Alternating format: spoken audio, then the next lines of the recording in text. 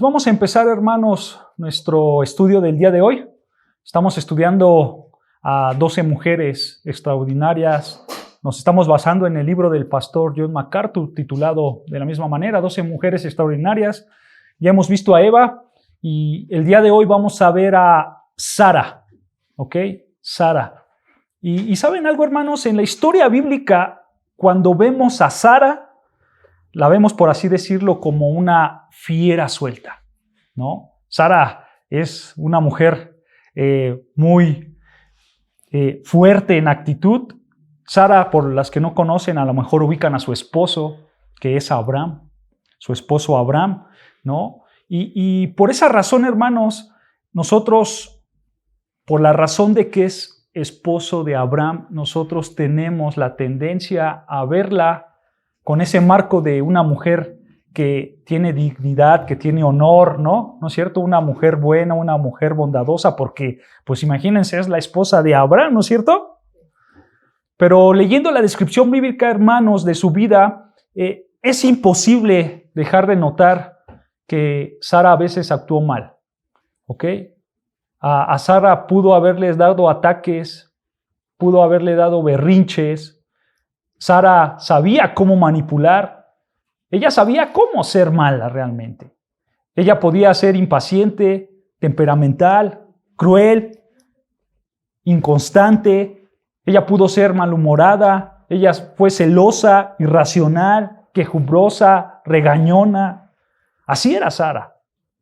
Pero, ¿saben algo, hermanos? Sara siempre fue el modelo perfecto de gracia y de mansedumbre.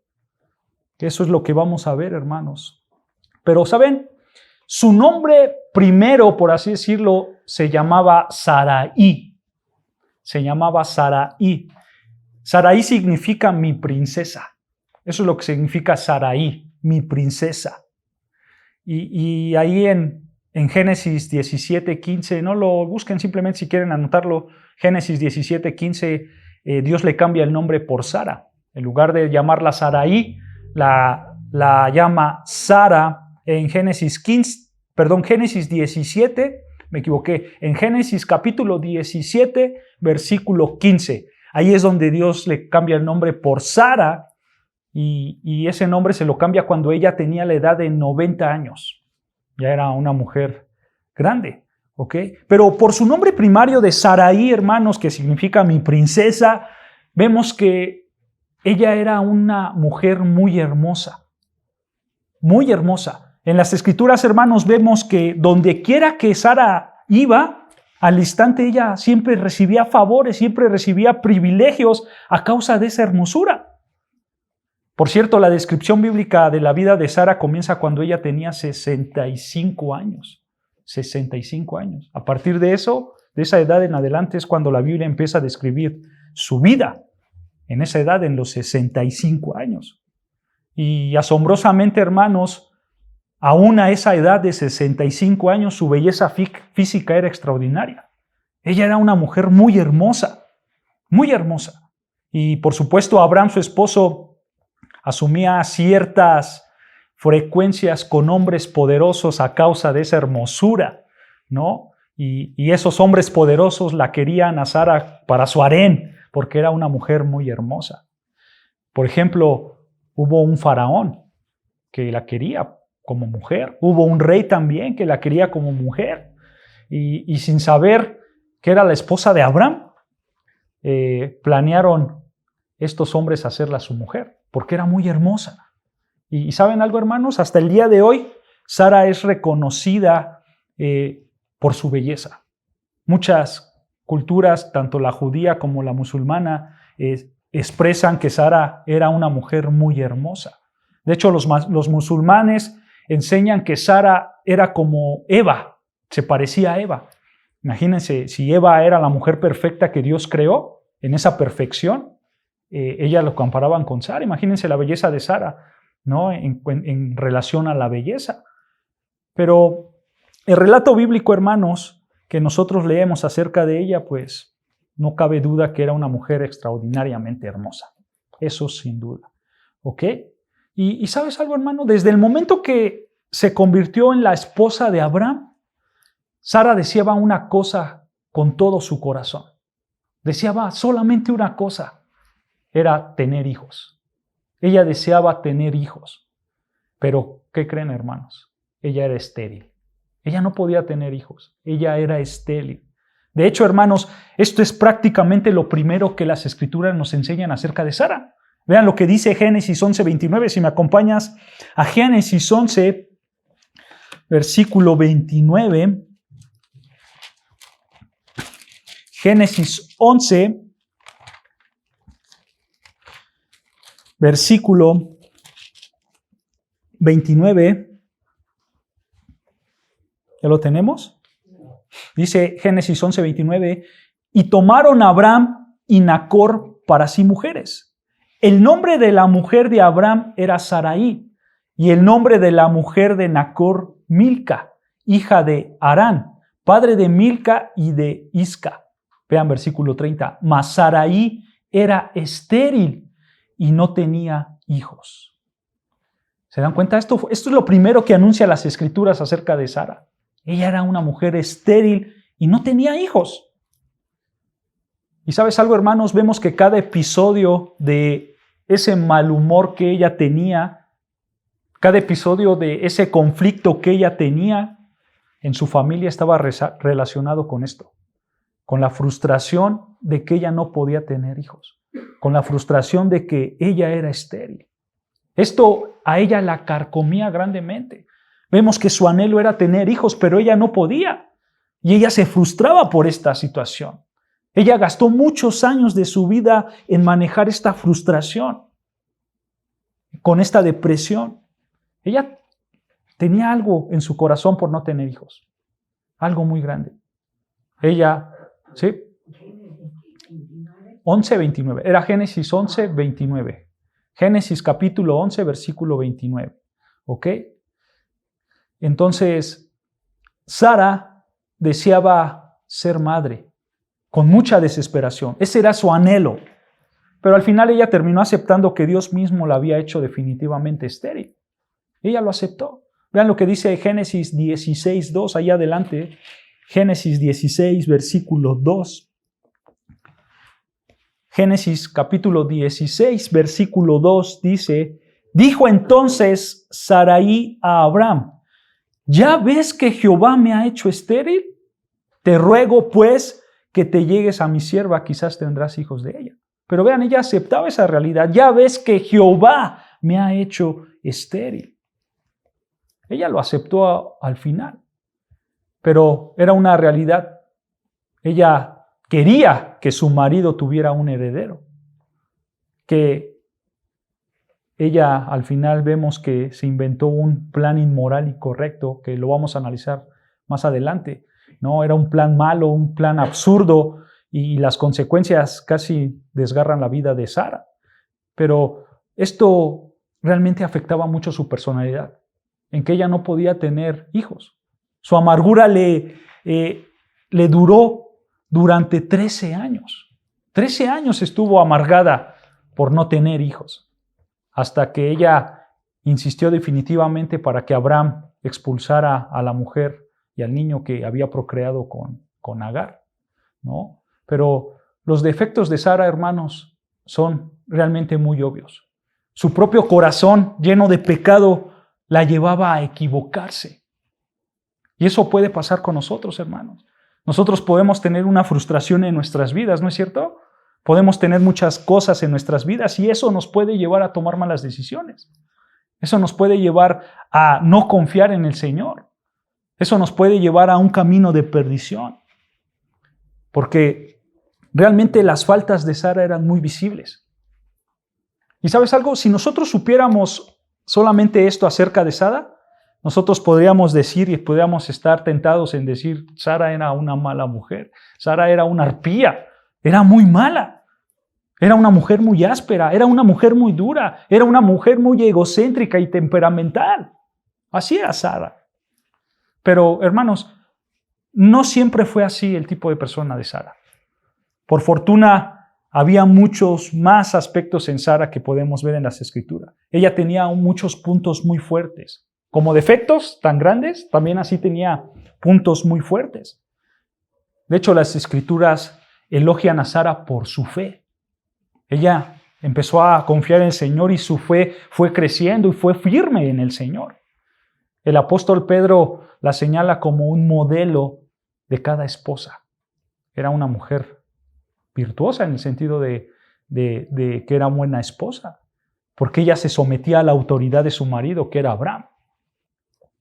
Y aunque ella tenía esos detalles de mal genio, ella sabía comportarse delante de su marido. Sara era una humana como todos nosotros, con defectos, pero su vida sí se caracterizó por algo, por una humildad, por una mansedumbre, por una hospitalidad, por una fidelidad que tenía en el Señor, por un profundo afecto por su marido, así era Sara, y por supuesto por un amor sincero e incondicional hacia su Dios. Así era Sara, hermanos. El Nuevo Testamento la venera en ese salón de la fe. ¿Han leído el salón de la fe? Encontrados en Hebreos 11. Bueno, ahí está Sara. Sara está en ese salón de fe. Pero, ¿por qué llegó esa fe, hermanos? Esa fe llegó porque ella pasó muchas pruebas. Y esas pruebas la hicieron que su fe creciera cada día más. Hermanos, realmente nosotros necesitamos pruebas. Necesitamos pasar por el fuego para que nuestra fe crezca. ¿O cómo crees tú que va a crecer tu fe, hermano? ¿Nada más así porque sí? No, hermanos. La fe se trabaja. Y Dios te da ese regalo porque dice las Escrituras que la fe es un don de Dios, ¿no es cierto? Es un regalo de Dios, la fe. Pero esa fe va creciendo conforme tú vas teniendo una comunión con Dios. Pero gracias a nuestra carnalidad, gracias a que somos seres humanos pecadores, esa fe se interrumpe, ¿no es cierto? Y esa fe no crece como tiene que crecer. Entonces, ¿qué hace Dios? Te pone circunstancias en tu vida para que esa fe crezca. Dios empieza a trabajar contigo con las pruebas, ¿no? Con las cosas malas que te rodean, con las enfermedades, para que tu fe crezca, hermanos. Sara tenía ese problema de ser estéril. Eso era algo que a ella la carcomía y por esa situación ella tuvo muchos problemas. Pero gracias a esos problemas, su fe creció. Su fe creció. Entonces, hermanos, en lugar de reprocharle al Señor y decirle, Señor, ¿por qué mandas esto? Mejor hay que decirle, Señor, aumenta mi fe dentro de esta situación, porque yo sé que esto me hará crecer y me hará una mejor persona para tu gloria. ¿No es cierto? Nosotros tenemos que llegar ¿a dónde? A ser como el Señor Jesucristo. Ese es el estándar, ¿no es cierto? Dice el Señor, sed perfectos como yo soy perfecto. Sed santos como yo soy santo, ¿no es cierto? Ese es nuestro estándar. Entonces, para llegar a ese punto, nosotros necesitamos pruebas. Pero el Señor, por supuesto, que no nos va a dejar en medio de las pruebas. El Señor no dejó a Sara, y eso es lo que vamos a ir viendo. ¿Ok? Ahora, Sara, ¿quién era? Sara era media hermana de Abraham. Era su media hermana, su marido. Vean lo que dice Génesis 20:12. Génesis 20:12. Génesis 20, versículo 12. ¿Ya lo tenemos? Génesis 20, versículo 12 dice, y a la verdad también es mi hermana, hija de mi padre, mas no hija de mi madre, y la tomé por mujer. Su padre se llamaba Tare. Él era el padre de ambos, Tare, padre de Sara y de Abraham. Sara es 10 años más joven que Abraham, ¿ok? Pero aquí en las Escrituras nunca mencionan el nombre de las madres ni de Abraham ni de Sara, solo mencionan el nombre del padre, que es Tare, ¿no? Pero ¿sabes algo, hermanos? Esa clase de relaciones maritales entre medios hermanos en aquel tiempo no se constituía como pecado. No era pecado. Su hermano Nacor, hermano de Abraham, se casó con su sobrina. ¿Recuerdan a Isaac y Jacob? ¿Se casó con quién? Con sus primas, ¿no? Eran familiares al fin de cuentas. Entonces, tales matrimonios entre parientes no eran escandalosos, no eran condenados, no era pecado en esta era patriarcal, ni antes de la era patriarcal de la creación, ¿no? Obviamente, Adán y Eva eran los únicos seres en la tierra, ¿no es cierto? Y ellos procrearon hijos. Y esos hijos, ¿de dónde se casaron con otros hijos si no había más? ¿No? Entonces se casaron entre los hermanos, ¿no? Entonces, todo esto era esencial para que el comienzo de la raza humana empezara a crecer y se extendiera, ¿no es cierto? Y no era malo. La Escritura nunca hizo una provisión contra los matrimonios consanguíneos, o sea, matrimonios entre parientes cercanos. De la era patriarcal para atrás no había esa prohibición, hasta mucho después, cuando llegamos con Moisés, ¿no? Pero hermanos, no hay duda que una de las razones por las que el Señor prohíbe estas prácticas de incesto y demás, casarte con tus hermanos, hoy en día sí está prohibido. Y una de las razones es porque en la genética se pueden acumular mutaciones y eso puede hacer que tu hijo salga mal en enfermedad, ¿no? Por ejemplo, si yo tengo, no sé, cáncer, ¿no? Y si yo me caso con mi hermana, obviamente ella también tiene la tendencia de padecer cáncer, ¿no? Por los genes, porque es hereditario, porque viene de las familias. Y entonces, si nosotros nos casamos y procreamos, entonces eso se vuelve una bomba y puede que el hijo salga propenso aún más a cáncer, ¿no? Entonces, el Señor evita hoy en día esos matrimonios por esa razón, ¿no? Porque puede haber muchos defectos y muchas mutaciones genéticas, ¿no? En tiempos de Adán y de Eva, pues obviamente eso no pasaba porque genéticamente ellos eran perfectos, ¿no es cierto? Ella era una raza perfecta, no había tantos riesgos de estos defectos hereditarios, ¿no? Y obviamente como fue pasando el tiempo, como el pecado fue pasando por el mundo, pues fueron apareciendo todos estos peligros para las gentes. Pero en aquel tiempo no existía ninguna prohibición legal con el incesto, hasta la época de Moisés, ¿ok? Con Moisés Dios prohibió rigurosamente que ya no podías hacer incesto, ya era pecado. Si quieres apuntar únicamente las citas y los capítulos más bien, y ya tú lo lees en tu casa, eso lo encuentras en Levítico 18, el capítulo 18, en el capítulo 20 y en el capítulo 21. Ahí te darás cuenta que Dios prohíbe el incesto, ¿ok? Explícitamente Él lo prohíbe con varios tipos de personas, ¿ok? Entonces, en tiempos de Sara no era pecado. Si quieren se lo repito, es Levíticos el capítulo 18, el capítulo 20 y el capítulo 21, ¿ok? Ahí lo pueden ver, ¿ok? Entonces Sara y Abraham eran hermanos, medios hermanos, y eran esposos. No había ningún problema en esa época, no era pecado, ¿ok? Pero ¿sabes algo, hermanos? Las Escrituras no nos dicen nada de sus primeros años de matrimonio. No nos dice nada.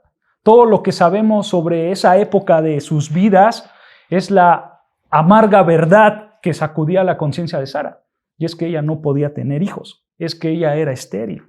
Esto es todo lo que las Escrituras tienen que decir acerca de sus primeros 70 o 75 años de la vida de Sara. No dice más. Simplemente dice que ella era estéril y que jamás podía tener hijos. Y no tuvo hijos. No, tampoco nos dicen la edad en la que se casaron, ¿no? Seguramente sí se casaron jóvenes, ¿no? Pero no nos dice la edad, no nos dice nada acerca de su matrimonio en esa juventud, ¿no? Ahora, ¿cuál era el pueblo natal de ellos? ¿Recuerdan si han leído la historia? ¿Cuál era el pueblo de Abraham? El pueblo de Abraham, era un famoso centro urbano conocido como Ur de los Caldeos. Abraham era del Ur de los Caldeos. Y Ur de los Caldeos, hermanos, era el corazón de una cultura pagana y una cultura muy sofisticada para sus tiempos. Sara y Abraham habían vivido allí durante el periodo de que esta ciudad era una ciudad con poder, ¿no? Con opulencia. Era una ciudad muy grande, la ciudad de Ur, ¿no? Y el gobierno de esta ciudad pues, era una teocracia que supuestamente rendían culto al dios babilónico de la luna. Estos hombres rendían culto a ese dios, el dios de la luna. Abraham, por supuesto que era un adorador de Jehová. Él adoraba a Jehová. Su conocimiento del Dios verdadero probablemente, hermanos, había sido traspasado por sus antepasados. ¿Ustedes saben de dónde viene Abraham? Abraham es el noveno de la descendencia de Sem. Sem, hijo de Noé. Hijo de Noé. De ahí viene Abraham, de esa descendencia, de su hijo Sem. Obviamente Noé adoraba al Dios verdadero, ¿no es cierto? Sem. S-E-M, Sem. Entonces, como Noé, adoraba al Dios verdadero, obviamente él le enseñó eso a sus hijos y sus hijos a generaciones futuras. Entonces, Abraham realmente adoraba a Jehová, aunque él vivía en medio de esta ciudad pagana que adoraban a la luna, ¿no? Y saben, hermanos, la adoración a dioses paganos era una realidad en ese tiempo. En ese tiempo se adoraban a muchos dioses paganos, pero todavía existía un remanente. Aunque estaba disperso, pero era un remanente de creyentes fieles a Dios. Por ejemplo, hermanos, ustedes ubican claramente a este personaje, ubican a Job, ¿no es cierto? A Job. Bueno, se dice que Job probablemente fue contemporáneo de Abraham. Y algunos autores dicen que Job y Abraham se conocieron y eran cercanos, ¿no? Job tenía amigos. ¿Recuerdan la historia de Job? Tenían amigos y esos amigos también adoraban al Dios verdadero, ¿no? Entonces, hermanos, vemos que hay un remanente pequeño. En la historia de Abraham también aparece otro hombre, a ver si lo ubican, se llama Melquisedec. ¿Recuerdan a Melquisedec? Ese tú lo encuentras en Génesis 14, 18. Ahí sale el personaje de Melquisedec. Bueno, este hombre representaba una orden sacerdotal que conocía al Dios verdadero. Entonces vemos, hermanos, que en tiempos de Abraham existía un remanente de adoradores fieles al Señor, fieles al Jehová. Aunque eran pocos, pero existía, hermanos, ¿no?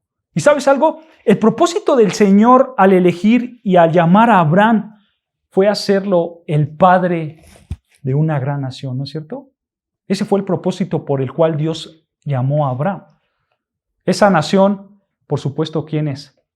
Es Israel, el padre de esa nación. El patriarca, le dicen los israelitas, ¿no? Su padre, Abraham, Isaac y Jacob, comenzando por Abraham, ¿no? Entonces, él iba a ser el padre de una gran nación. Esa gran nación es Israel. Y ese Israel estaría formalmente comprometido con el Señor. Y a través de este pueblo, la verdad se iba a mantener viva. La verdad de que existía un Dios iba a mantener viva, iba a preservarse esa verdad. ¿No es cierto? Por medio de este pueblo, obviamente, las escrituras se iban a entregar a la humanidad, ¿no? Dios hablándole a Moisés, y Moisés compartiendo la ley de Dios, y ellos preservaron todas estas escrituras, pasando por los profetas y demás, ¿no? Vemos que Dios iba a vivir en medio de ellos. Vemos que ellos iban a hacer un santuario para adorar al Señor, ¿no? Y vemos que del linaje de estos hombres se iba a levantar un libertador, ¿no es cierto? El Mesías. Hoy sabemos que es el Señor Jesucristo. Y en él, en Señor Jesucristo, todas las naciones del mundo iban a ser ¿qué? Bendecidas, ¿no es cierto? Por eso Dios eligió a Abraham, para que todo esto sucediera. Pero ¿sabes algo, hermanos? Sara tenía un papel fundamental en esto. Abraham nunca iba a llegar a ser el patriarca tan grande que fue si primero Sara no le daba un hijo. Esa es la realidad, hermanos. Sara juega un papel muy importante en esta realidad. Sara, hermanos, estaba consciente de la promesa que Dios le había hecho a Abraham. Pero como no podía tener hijos, Probablemente ella estaba presionada por eso. Estaba presionada. Pero esta era una realidad, hermanos. Era una realidad que Sara sabía. Era una realidad que Sara tenía en su mente. Pero no veía la luz. No veía la luz. Hasta que llegaron a su viaje a la tierra prometida. ¿No? Dios le habló a Abraham cuando él era joven, cuando él vivía en aquella tierra de Ur. Y vean lo que le dijo el Señor en Génesis 12:1. Génesis 12:1.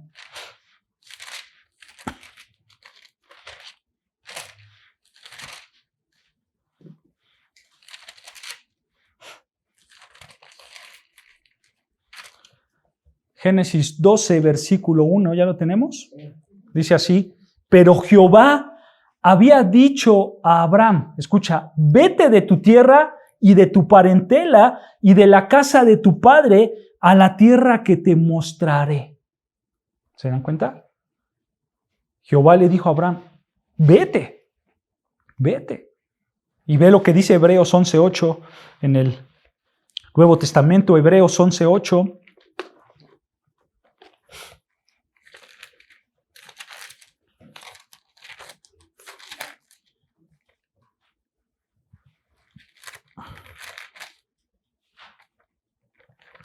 Hebreos 11, versículo 8. ¿Ya lo tenemos? Hebreos 11:8 dicen, escucha, por la fe, Abraham, siendo llamado, obedeció para salir al lugar que había de recibir como herencia y salió sin saber a dónde iba. Abraham obedeció. Él simplemente escuchó una orden del Dios, de su Dios, porque él adoraba a este Dios y le dijo, Abraham, tienes que salir de tu familia, tienes que dejar todo atrás y tienes que irte. Y él simplemente salió sin saber a dónde iba. Él simplemente obedeció a Dios. Él simplemente confió en Dios, confió en su providencia, confió en que Él lo iba a sustentar. Ese viaje era largo, hermanos. Y ese viaje era un viaje también muy lento. ¿Por qué? Porque, hermanos, cuando nosotros leemos la historia, vemos que Abraham no se separó de su familia. La orden fue, vete, ¿no? Y deja tu parentela, deja tu familia.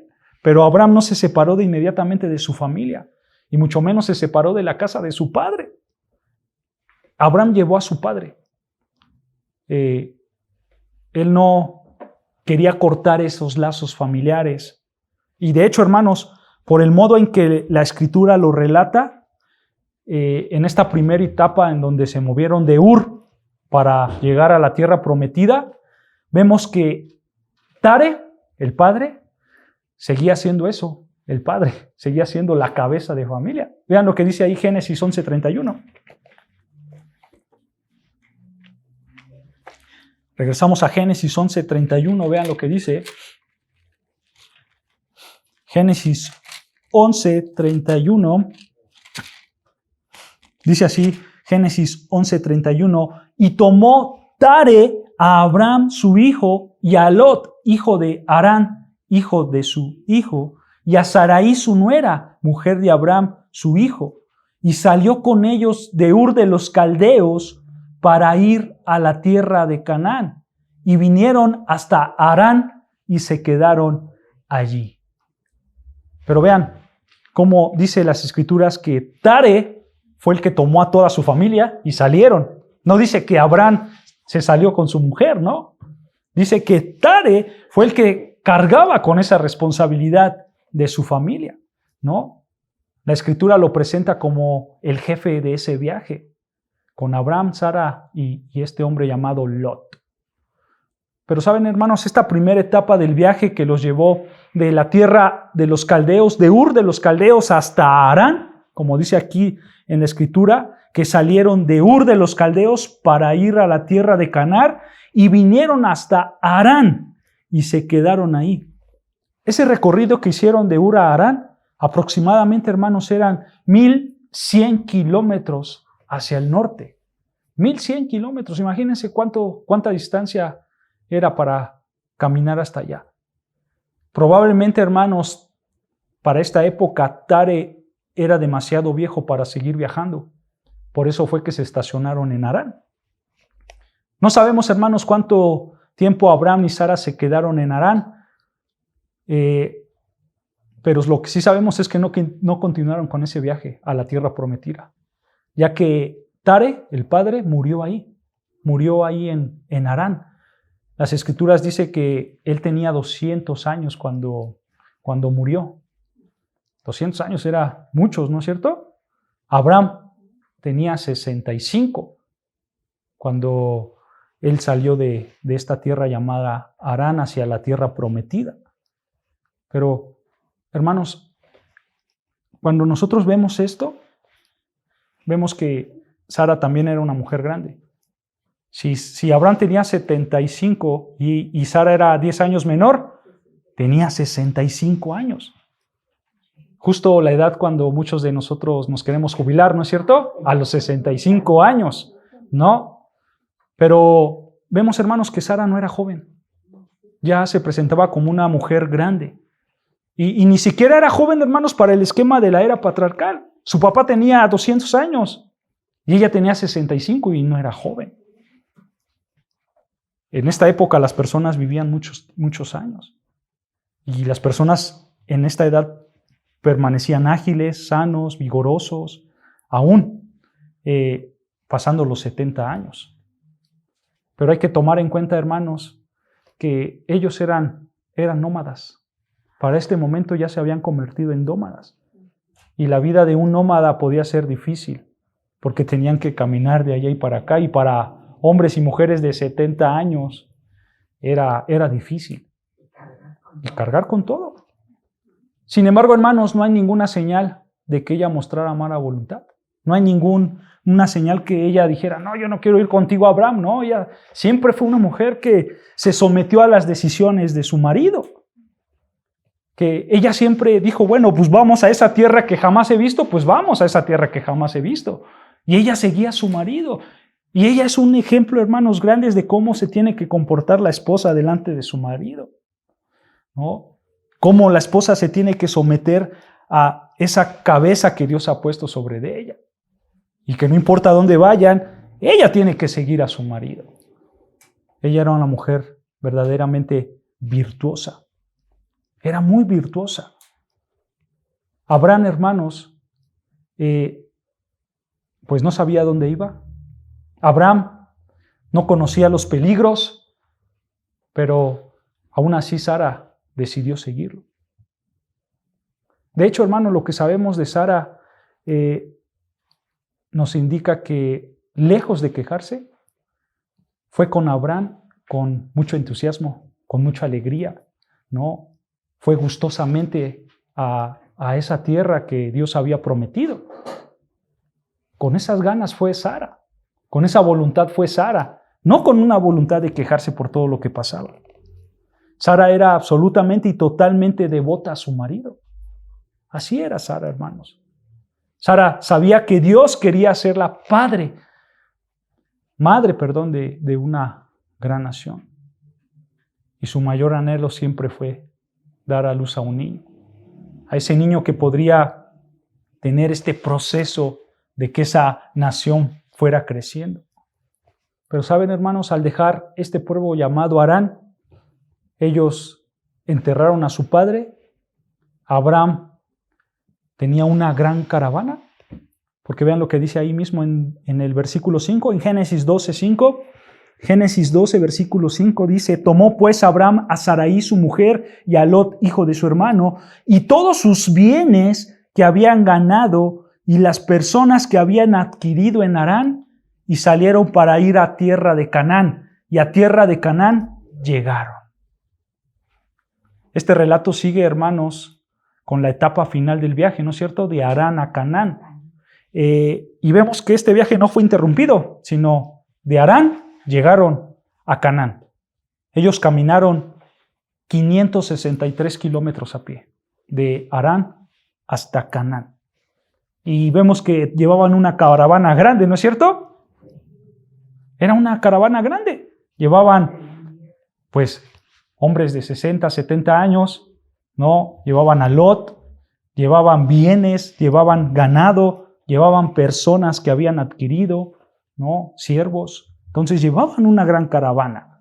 Y realmente, hermanos, la historia dice que aproximadamente ellos caminaron entre 6 a 7 semanas para llegar a la tierra de Canaán. Era un viaje muy largo, muy pesado, pero Sara nunca se quejó.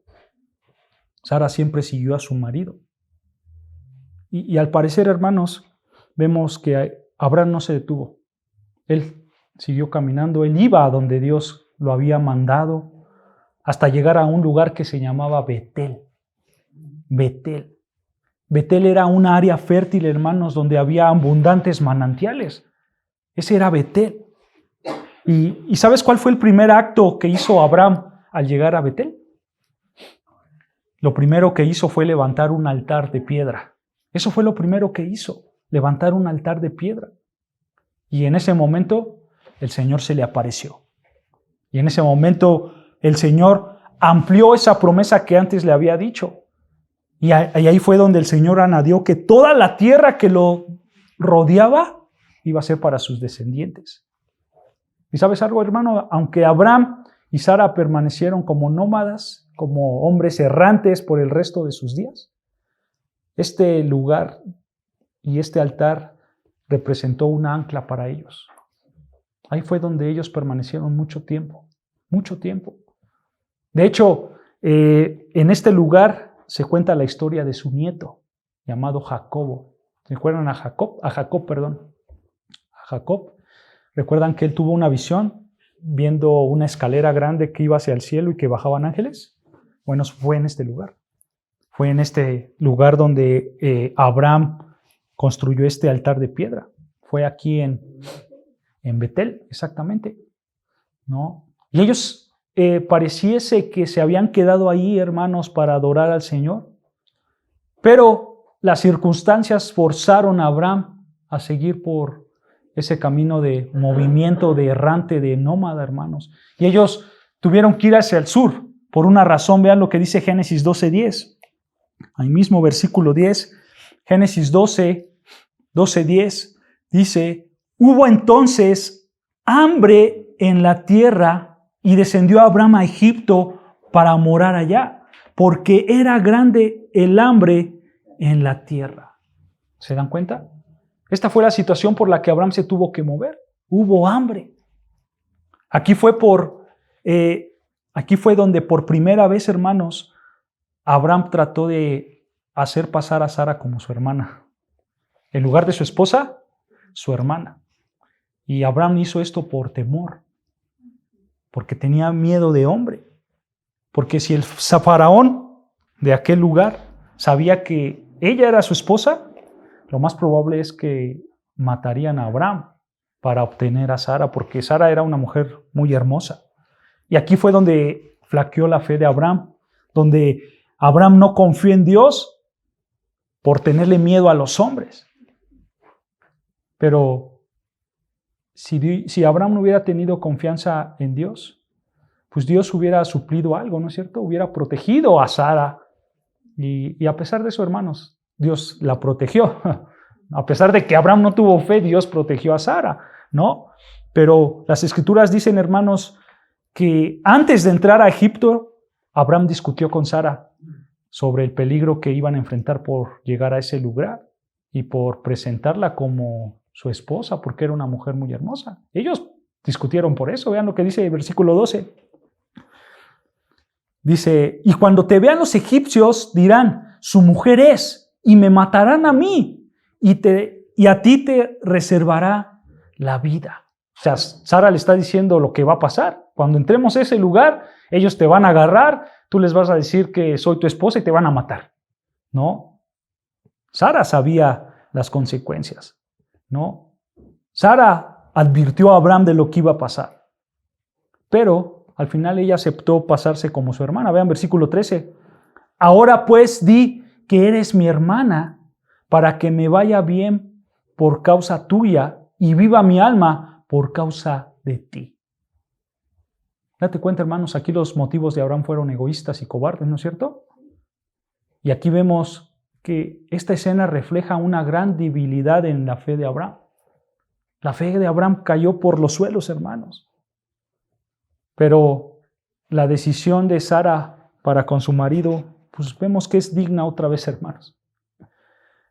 Vemos que Sara dijo, bueno, pues si tú quieres hacerle así, hagámosle así. Yo ya te dije las consecuencias que van a pasar, no es adecuado ir para allá, pero si tú quieres, si tú ves que ese es el camino, pues vamos para allá. ¿Y sabes algo, hermano? Esto es importante hablar un poco de esto, ya que muchas veces como hombres de familia tomamos decisiones, ¿no? Decisiones que van a trascender alrededor de, no solamente de nosotros, sino de toda la familia, ¿no? Y hay una realidad. Cada vez que tú vayas a tomar una decisión como hombre, como cabeza de familia, tú tienes que hacer dos cosas. La primera y la más importante, orar al Señor. Y la segunda, que no es menos importante, es consultarlo con tu esposa. Tu esposa, hermanos, es ese foco rojo que te va a decir si las cosas van bien o van mal. Porque Dios la ha dotado para que ella sea tu ayuda idónea, tu mejor consejera, ¿no es cierto? Entonces, si tú quieres tomar una decisión y tú lo platicas con tu esposa y tu esposa dice, no, yo veo el panorama que no es el correcto, entonces ese es un foco rojo para ti, para que tú digas, caramba, entonces tengo que orar más al Señor y no ser precipitado con mis acciones. ¿No es cierto? Bueno, a Abraham le faltó eso. A Abraham le faltó ver ese ojo rojo, ese foco rojo, perdón. A Abraham le faltó ver que Sara era su ayuda idónea, que no era simplemente una mujer hablando cosas, no. Sara tenía conciencia, tenía inteligencia, sabía acerca del peligro. Y era un buen consejo decirle, no entremos por ahí. Pero Sara era una mujer que honraba a su marido. Le dijo, no es por aquí, pero si tú quieres tomar esa decisión, pues las consecuencias van a ser tuyas. Pero yo te sigo porque soy tu ayuda idónea. Entonces, Sara es una mujer que realmente respetaba a su marido. Era una mujer muy digna. Y Dios la honró por eso, hermanos. Dios la honró. Vemos en la historia que cuando entraron a esta ciudad en Egipto, los guardias la vieron. Y inmediatamente advirtieron al faraón de su presencia. Y la llevaron al palacio porque era una mujer muy hermosa, hermanos. Y las escrituras nos dicen, hermanos, que el faraón demostró favor para su hermano, entre comillas, a causa de Sara. El faraón le dio ganado a Abraham. Vean lo que dice versículo 16. Allí en Génesis 12, versículo 16 dice, e hizo bien a Abraham por causa de ella. O sea, el faraón hizo bien a Abraham por causa de Sara. Y él, o sea, Abraham, tuvo ovejas, vacas, asnos, siervos, criadas, asnas y camellos. Al parecer, hermanos, por todo lo que le dio a Abraham, el faraón quería pedir la mano de Sara. ¿No? Pero la providencia de Dios entró aquí, hermanos, y faraón no la tomó. Vean lo que hizo el Señor, versículo 17. Mas Jehová hirió a faraón y a su casa con grandes plagas por causa de Sarai, mujer de Abraham. ¿No? Dios no permitió, Dios protegió a Sara, obviamente de faraón. No dice las escrituras cómo fue que faraón descubrió la razón de las plagas, porque al final vemos que faraón confronta a Abraham por este engaño y obviamente el faraón lo expulsa, ¿no? Tú lo ves ahí, si lo puedes leer después en el versículo 19 al 20. El faraón expulsa a Abraham y a Sara, pero pues obviamente faraón no hizo nada, hermanos, porque faraón tenía problemas más grandes, tenía plagas encima de él y encima de su reino, entonces simplemente los dejó ir, no les hizo nada, simplemente los dejó ir. Y cuando Abraham dejó a Egipto, por supuesto que vemos que el cariño de faraón hacia Sara era grande, que lo hizo un hombre muy rico. Lo hizo un hombre muy rico. Gracias a que Dios tuvo favor, no para con Abraham, sino para con Sara. ¿No? Gracias a que Sara era una mujer virtuosa, una mujer honrada, una mujer digna, una mujer que obedecía, pese al carácter que tenía. Ella obedecía al Señor, ella amaba a su marido y el Señor la bendijo por eso. Y obviamente Abraham fue bendecido también por esto. Vean lo que dice ahí Génesis 13:2. Génesis 13, versículo 2, dice, y Abraham era riquísimo en ganado, ¿se dan cuenta? Y era riquísimo en plata y en oro. Versículo 3, y volvió por sus jornadas desde el Negev hacia Betel hasta el lugar donde había estado antes su tienda entre Betel y Jai, al lugar del altar que había hecho allí antes, e invocó allí a Abraham el nombre de Jehová. ¿Se dan cuenta? Abraham regresa a aquel altar en Betel, pero regresó ya, ahora sí como decimos aquí, forrado de dinero. Llegó muy rico, ¿no? Y sabes, hermanos, de ahora en adelante, el Señor mismo iba a ser su morada para ellos. Justo el Señor iba a habitar con ellos, pero ellos eran extranjeros en una tierra extraña. Al final ellos eran eso, unos extranjeros, no estaban en su tierra, pero el Señor estaba ahí con ellos. Vean lo que dice Hebreos 11:9. Hebreos 11, versículo 9.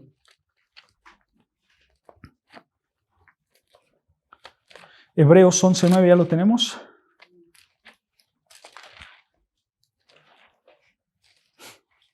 Dice así la palabra del Señor, Hebreos capítulo 11, versículo 9. Por la fe, Abraham por la fe habitó como extranjero en la tierra prometida, como en tierra ajena, morando en tiendas con Isaac y Jacob, coherederos de la misma promesa, porque esperaba la ciudad que tiene fundamentos, cuyo arquitecto y constructor es Dios. Esto, hermanos, resume mejor que ningún otro relato la vida terrenal de Sara, la vida terrenal de aquel heredero que era sus hijos, Isaac, y por supuesto la vida de Abraham. Esto relata perfectamente su vida. Ellos eran extranjeros. Ellos no vivían en su casa, ellos eran errantes, pero Dios estaba con ellos por su fe, por su confianza que habían puesto en ellos. ¿Y sabes algo, hermanos? De aquí podemos aprender algo muy hermoso para nosotros. Y es que nosotros somos también hombres errantes. Somos extranjeros en esta tierra. Hermanos, nosotros no pertenecemos a este mundo. Aunque vivimos en este mundo, no somos de este mundo. Nuestro mundo es un mundo celestial, hermanos. Nuestros ojos tienen que estar puestos en esa tierra prometida, que es la Nueva Jerusalén para nosotros, hermanos. Dios nos ha prometido que un día estaremos con Él, ¿no es cierto?, en esa tierra. Pero ese día no ha llegado, hermanos. Hoy en día nosotros somos errantes, somos extranjeros. Pero así como Abraham y como a Sara, así de la misma manera está pasando con nosotros. Dios está con nosotros. Dios es nuestro fundamento. Cristo es esa roca, ¿no es cierto? Es el ángulo de nuestra construcción. Es esa roca angular, el Señor Jesucristo, ¿no es cierto?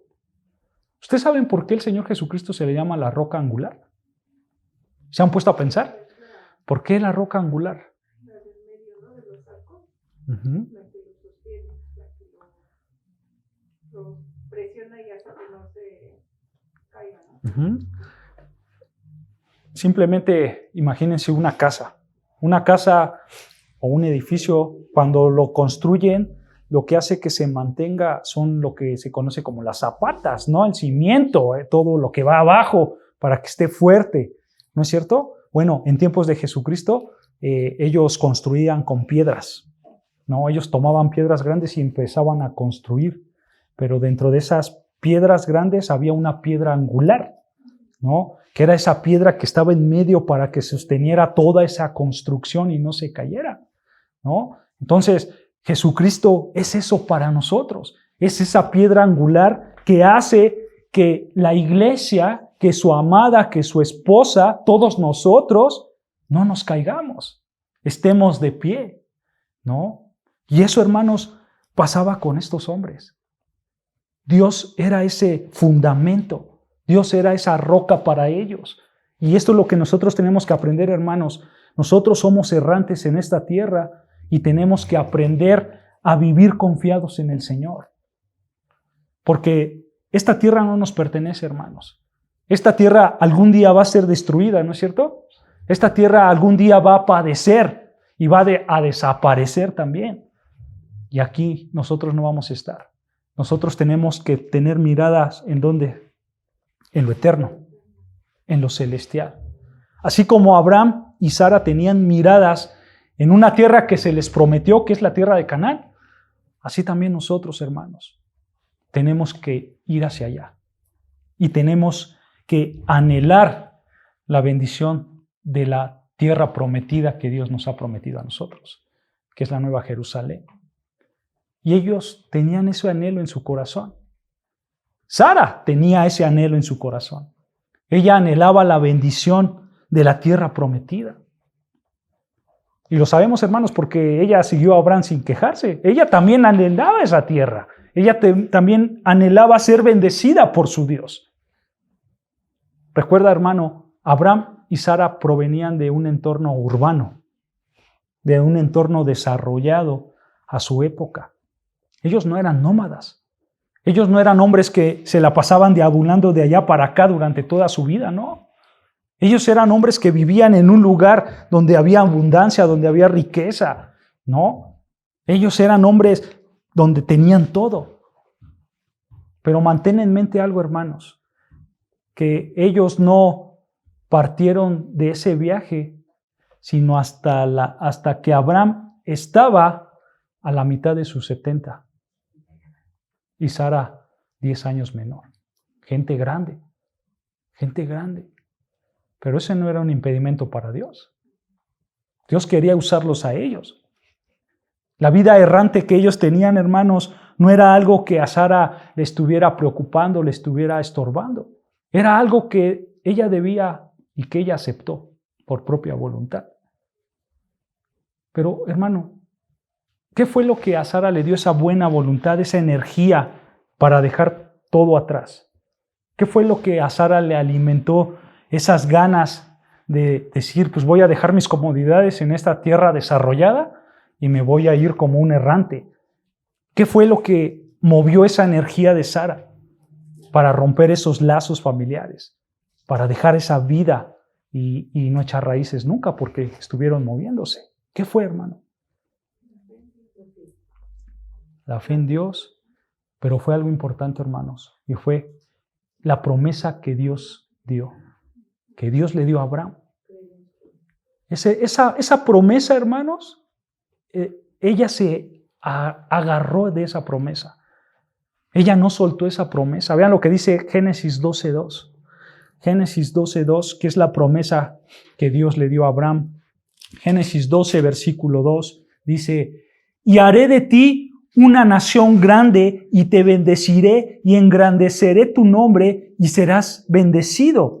Versículo 3, bendeciré a los que te bendijeren y a los que te maldijeren maldeciré, y serán benditas en ti todas las familias de la tierra. Esta, hermanos, es la primer pista oficial que tenemos del pacto abrámico. Una promesa formal de Dios para con Abraham y para su descendencia para siempre, hermanos. La promesa de Dios era incondicional y literalmente ilimitada en su alcance, hermanos. Ilimitadamente en su bendición. Dios iba a bendecir a Abraham, haciéndolo a la vez a él una bendición para todo el mundo, ¿no es cierto? Pero la bendición prometida, hermanos, tenía implicaciones eternas. No se quedaban únicamente aquí en lo terrenal.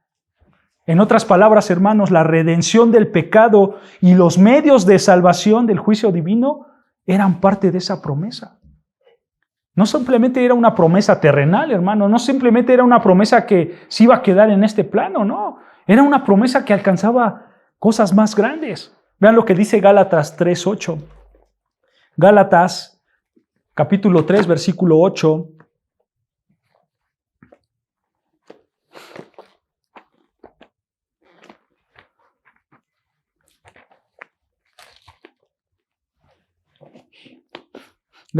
Gálatas 3, versículo 8 dice: y la Escritura, previendo que Dios había de justificar por la fe a los gentiles, escucha, dio de antemano la buena nueva a Abraham diciendo: en ti serán benditas todas las naciones. Date cuenta, hermanos, gracias a que Dios hizo una promesa con Abraham, es que nosotros pudimos llegar a los pies de Cristo. Esa promesa trasciende hasta nosotros, los gentiles, los que no somos judíos. Esta promesa iba a trascender aún más, hermanos. Y no solamente se iba a quedar en una tierra, en una nación. Iba a trascender más. Sara comprendía esta promesa. Sara comprendía estas verdades. De acuerdo a las Escrituras, Sara lo creyó. Y sabemos, hermanos, sin discusión alguna, que el pacto de Dios con Abraham fue una afirmación de la misma promesa mesiánica que Dios tenía para el mundo, y fue la misma promesa que Dios le hizo a Eva, ¿no es cierto? Cuando le dijo que tu simiente aplastaría la cabeza de la serpiente. ¿Recuerdan esa promesa que Dios hizo de manera indirecta a Eva? Porque realmente fue una maldición para la serpiente.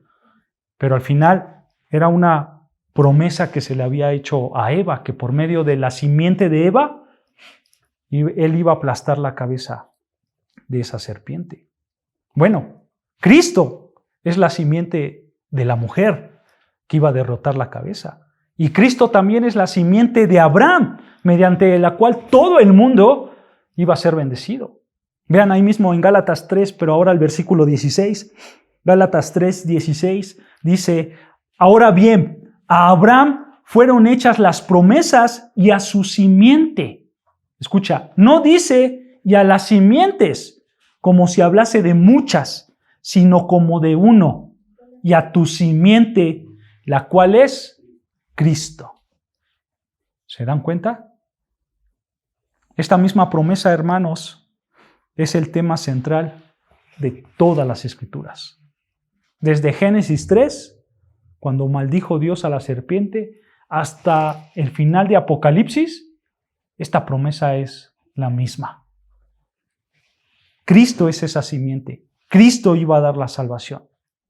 Abraham, hermano, simplemente fue el conducto humano a través del cual el mundo vería esa grandeza del plan redentor de Dios. Abraham lo comprendió, Sara lo comprendió y Sara lo aceptó. Sara aceptó esa promesa. Yo se los leo, Hebreos 11:11. Dice Hebreos 11:11: por la fe también la misma Sara, siendo estéril, recibió fuerza para concebir y dio a luz aún fuera del tiempo de la edad, porque creyó que era fiel quien lo había prometido. Ella lo creyó. Pero a pesar de esa fe, hermanos, ella sabía de una perspectiva humana, ella pensaba siempre en su esterilidad. Esa era lo que a ella le ponía una barrera encima. Y ella siempre vio esa esterilidad como una amenaza ante la promesa de Dios.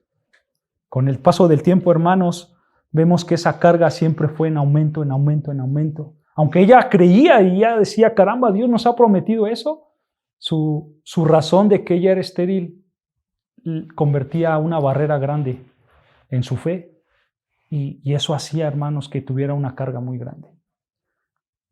Ella en Génesis 15, 7 al 21, hermanos, vemos que en Génesis 15, vemos que Jehová, el Señor, vuelve a repetir y vuelve a ampliar la promesa para Abraham.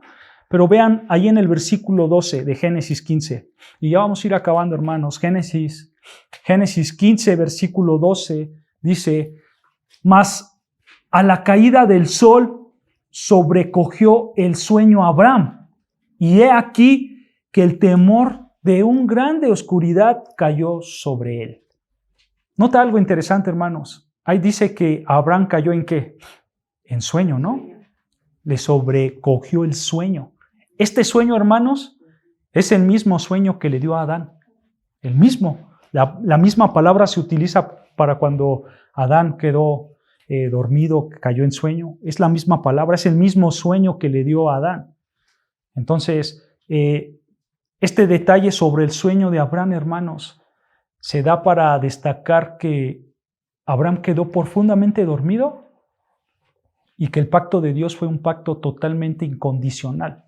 Que el pacto de Dios que hizo con Abraham fue un pacto, fue una promesa personal de Dios para con Abraham. Aquí Abraham no intervino, aquí Sara no intervino. Fue un pacto completamente específico y fue un pacto donde Dios únicamente habló y le dijo a Abraham, yo te voy a dar este pacto. Él no habló, él no dijo nada y Dios se los dio fielmente a ellos de manera incondicional. No les pidió nada. Y ¿sabes algo, hermanos? Si Sara se hubiera dado cuenta de esa verdad, si ella hubiera aceptado todas estas grandes verdades, esa pesada carga que tenía, hubiera sido una carga muy liviana. Muy liviana. Y aquí es donde todos nosotros cometemos ese error, hermanos. Dios nos ha prometido muchas cosas a nosotros. Hay pactos que son para el pueblo de Israel. Hay promesas que son para el pueblo de Israel. Pero también hay promesas que son para nosotros los gentiles. Una de esas promesas, y yo creo que es una de las más grandes promesas para nosotros, hablando en esta vida terrenal, es la que enseña el Señor Jesucristo cuando dice, y seguramente se la saben, que el Señor Jesucristo dice, buscad primeramente el reino de Dios y su justicia, y todas las cosas os serán añadidas. Esa es una promesa, hermanos, para nosotros. Esa es una promesa. Simplemente Dios te está diciendo, hijo mío, séme fiel, obedéceme, busca de mí. Lee tu palabra, lee la palabra que he dejado, obedécela, y ¿sabes qué va a pasar? Todo lo demás será saciado, será provisto. Simplemente tú obedece. Eso es lo que también vemos en esta promesa. Esta promesa que se le fue dada a Abraham, simplemente era creerla y ya. Sara simplemente tenía que creer que las cosas iban a pasar así y que su descendencia iba a ser grande. Pero Sara siempre tenía esa carga de, Señor, ¿será o no será? ¿Será una realidad o no será una realidad? Lo mismo pasa con nosotros. Híjole, Señor, si es cierto o no es cierto que si yo obedezco tu palabra, tú me vas a bendecir con todo lo que necesito. ¿Será cierto o no será cierto, Señor? ¿Tú qué crees, hermano? ¿Tú lo crees en fe? ¿Tú crees en fe que si el Señor Jesucristo te dice que busques primeramente el reino de Dios y su justicia y todas las cosas serán añadidas? ¿Tú lo crees, hermano? Si lo crees, pues entonces lo tienes que hacer. Si lo crees, entonces tienes que dejar todas esas cargas al Señor. Porque, hermanos, si tú no lo crees, pues obviamente el resultado es que tú vas a seguir con esas cargas, tú vas a seguir con esas preocupaciones, tú vas a seguir con todas las cosas que te acongojan, que te duelen. Otra promesa del Señor es que si tú estás cargado y vienes a mí, yo voy a sostener todas tus cargas pesadas, ¿no? Eso es lo que dice el Señor. Esa es una promesa para nosotros, que si tú estás cargado y vas al Señor, Él cargará esas cosas por ti. ¿Tú crees eso verdaderamente, hermano? ¿Tú crees que el Señor va a cargar tus cargas, tus luchas, tus pesares, tus enfermedades, tus problemas? Es algo para meditar, ¿no es cierto? Es algo para meditar, es algo para pensar. Y hermanos, yo quiero dejarlos con esto. Yo quiero que ustedes mediten, que ustedes piensen en las promesas que Dios nos ha dado. Porque eso es importante. Nosotros tenemos a un Dios verdadero, a un Dios que es real, a un Dios que ha prometido cosas reales para nosotros. ¿Y nosotros qué tenemos que hacer? Simplemente creerlas. Creerlas, hermanos, en fe en el Señor. Y si no la crees, ¿qué tienes que hacer? Tienes que pedir por fe. Si tú dices, Señor, a mí me cuesta tanto trabajo creer esta promesa que me has dado, pues entonces, Señor, yo te pido que me des más fe para creerte. Yo te pido que tú seas ese sustento para yo poderte creer a ti aún más. Pídele al Señor, hermanos. Sara simplemente se quedó con eso. No, simplemente ella dijo, sí, yo creo en un Dios, yo creo en Jehová, yo creo que le hizo una promesa a mi esposo, yo creo que vamos a ser bendecidos, pero tenía eso atorado en su corazón. Pero yo soy estéril, pero yo no sé cómo voy a pasar, pero esta es mi carga grande. Y esa fe baja, hermanos, llevó a tomarla una decisión muy mala. Una decisión muy mala que trajo consecuencias muy grandes por no creer en el Señor. Pero eso lo vamos a ver la próxima semana, hermanos. ¿Ok? Pues hasta aquí acabamos, hermanos. No sé si tengan